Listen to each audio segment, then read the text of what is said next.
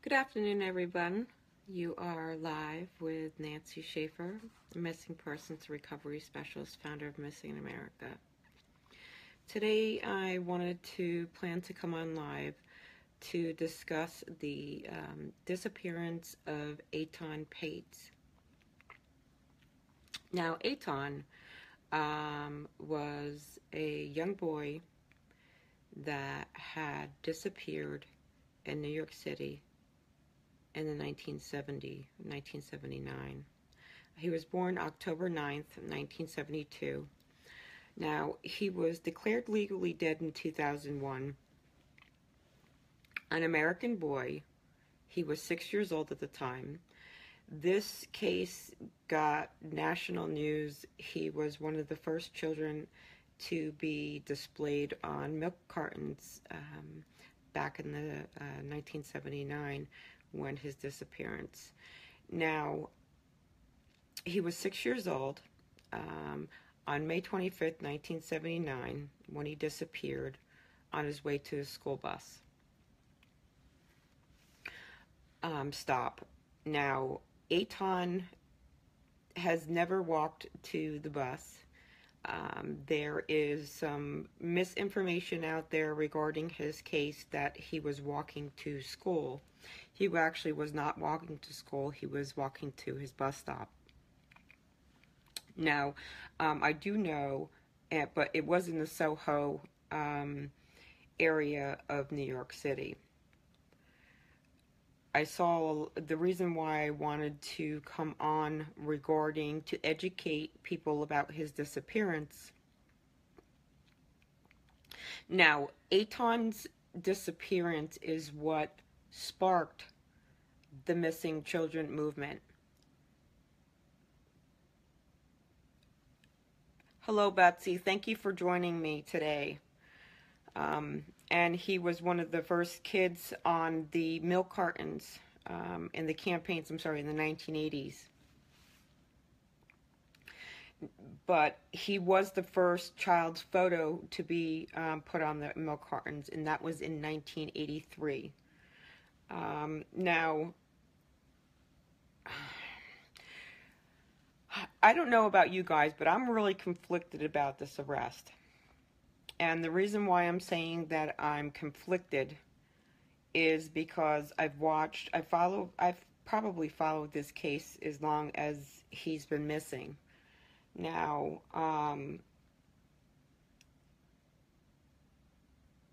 I've watched the confession from the gentleman who is convicted. Now, there were speculations that this gentleman has schizophrenia. Me knowing what I know about this disease,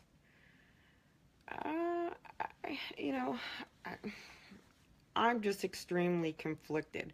But then again, I was under the impression, because of how it was put out in news media, that it was him who came forward and said that he did the confession. It actually wasn't him who came forward. It was one of his family members that came forward after they thrust this Etan's case back into the public. And he remembered some of the things. Now, I know that I know this disease, especially schizophrenia, very well. I was married to a person who had schizophrenia and later committed suicide. And I do know that throughout the marriage that he had several times made statements about killing people. And I know after all these years, this is actually one of the reasons, and I've never become public about this, why I started doing what I was doing. It's hard to know if what they're saying is real or not real. Now, I watched the confession. Has everyone watched the confession of this Pedro Hernandez?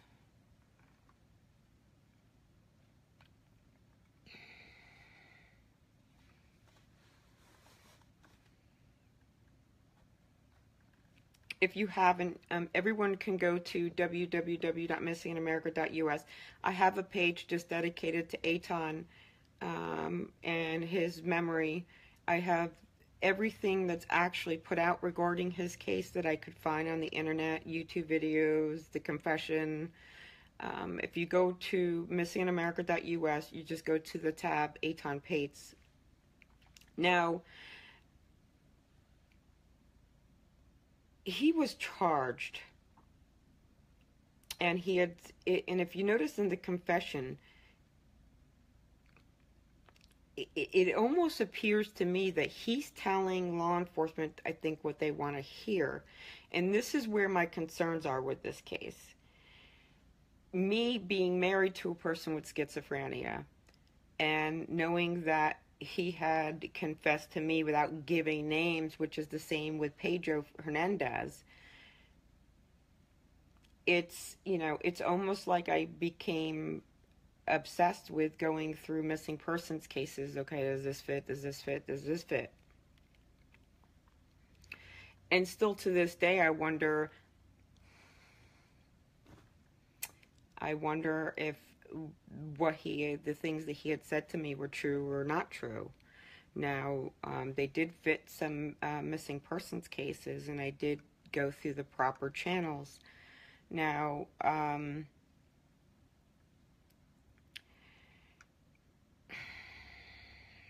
very, very, very conflicted on this matter, only because it's consistent with what I've had to deal with. Now, even though his body has never been found, I was trying to do some research based off of his confession, how he put him in a box and in a bag in the garbage, what the procedures was back then, and if so, if they could, if any way, be able to attempt to recover them, what the processes were back then. But I do know that it would probably cost millions and millions and millions of dollars and put a lot of people at risk if that is the case. The toxic gases alone. Things are a lot different right now.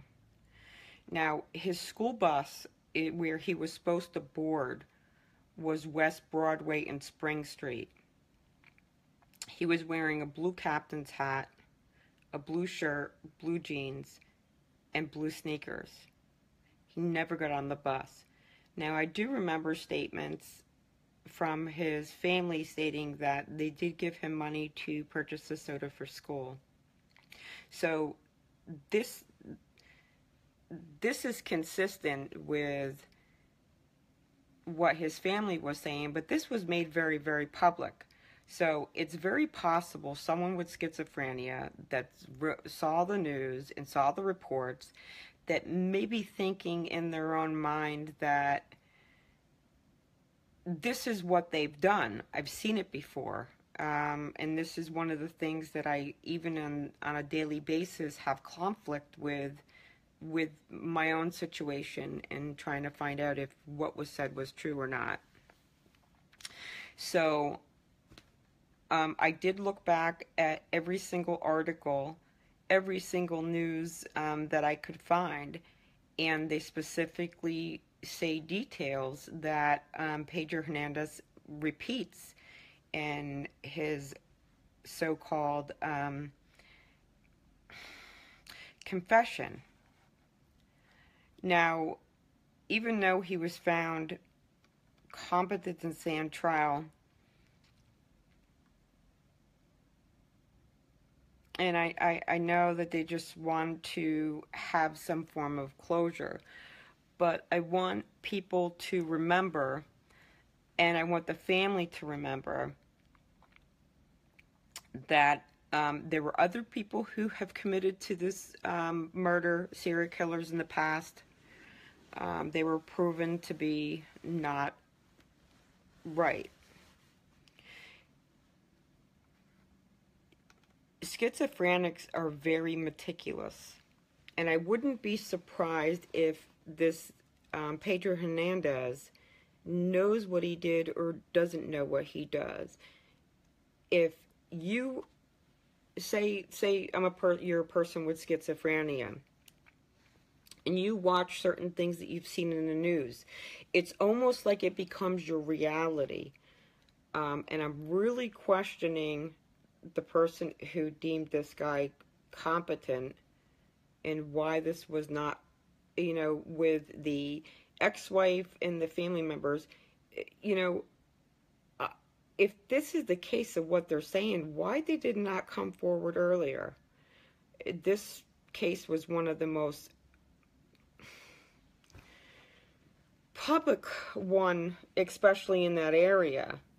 It was national, and it wasn't just, it was one of the most missing persons cases that literally gave the movement of missing. I doubt that they did not know, based off of their testimony, from what I watched. There's no way that they did not know back then, based off the testimony, that this is something that happened or didn't happen. If you think about it, you have a schizophrenia that's watching the news. They don't know what reality is, what's reality. They start repeating things to the family members. I really question this. I don't know, how do you guys feel about this? I want to know how everyone feels about it.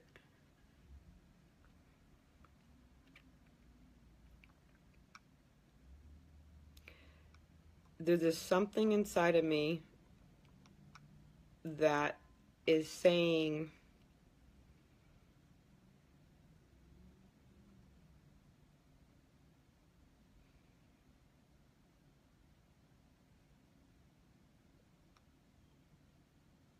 and why the basement? Bringing a child in the basement and then saying not knowing why he killed him is weird. It's just not consistent, unless it was premeditated. Schizophrenics do not usually function that way. They just don't. They don't have premeditation, even the ones that are dangerous and are medicated or unmedicated. If you look back on all the studies, his confession seems to be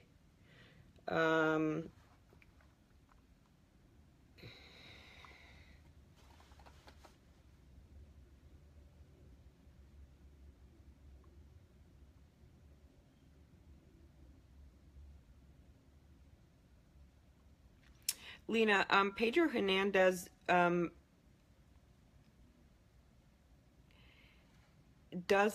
has been diagnosed in a long time ago with schizophrenic and a personality disorder.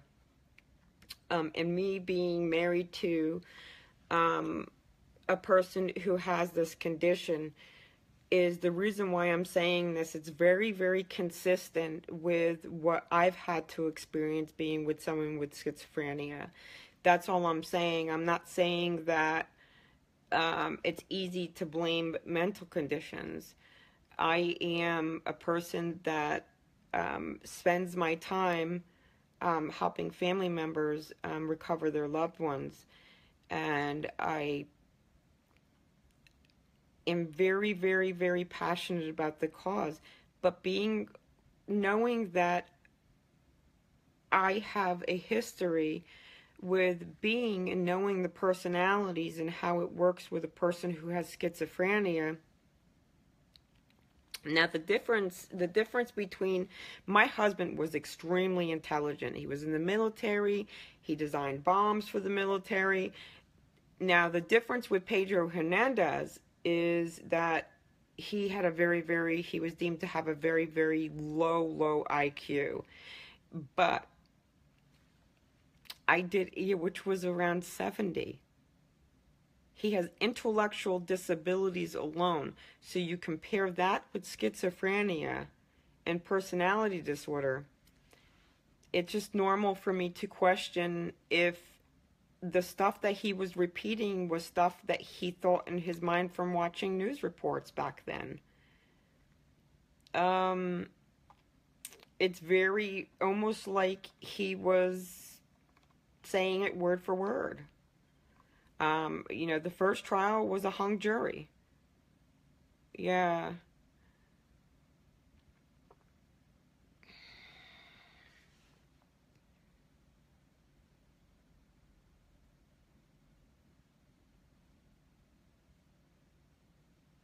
I have to agree with you on that to a certain extent. Lena, have you ever had to live your life with a person who had schizophrenia? Yeah, exactly, Andrea, and that's kind of like my point.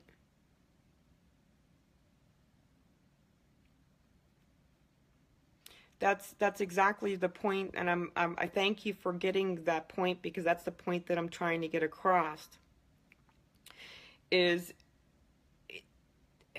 schizophrenic would have a large amount of schizophrenia, and if you watch the trial and you watch the ex-wife's testimony and the family members and stuff like that of some of the things that he was saying that he did was things that were only put out in the media while he was missing. So I do know that schizophrenics, like, say they watch a movie or a documentary about a person and they think they was killed and this and that, they will repeat that, and they may even think that they're the person who did it. That's why you have a lot of false confessions. A lot of them are mentally ill. A lot of them are just evil. But I would be the last person to come on live, you know, and discuss this case and say that I think that they may have got this wrong. And I'm the kind of person yes, do we want closure for the family? They're never going to have closure. I don't care about how many people they arrest or how many convictions they get until they physically have their little boy, which I don't have faith that that's ever going to happen.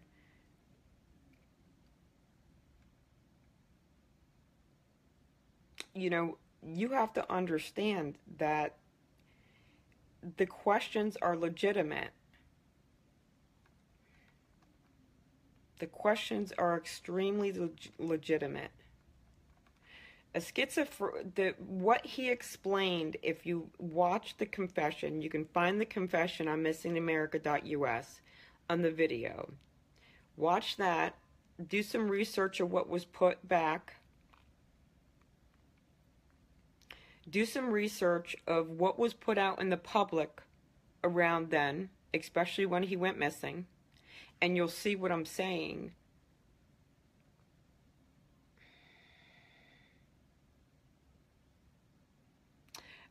You know, I have to question that, Andrea. I have a lot, you know, listen, if I did not have the experiences with a person with schizophrenia, I would sit here and say, no, no, no, you know, I can see that. You know, I can say, oh, well, you know, if the jury says he's guilty, he's guilty. But I have literally lived and gone through extreme abuse with a schizophrenic and have experienced some of the same things that is going on with this. Oh my God, you don't even want to know the stuff that I was told by my husband. And after him now being deceased for over 20 years, I still question in my mind, well, did he do that? I mean, it probably wouldn't be the reasons why I would be doing what I'm doing for all this time. So, you know, knowing the way schizophrenics are by physically having experience with them, and I do have to question if they got this wrong.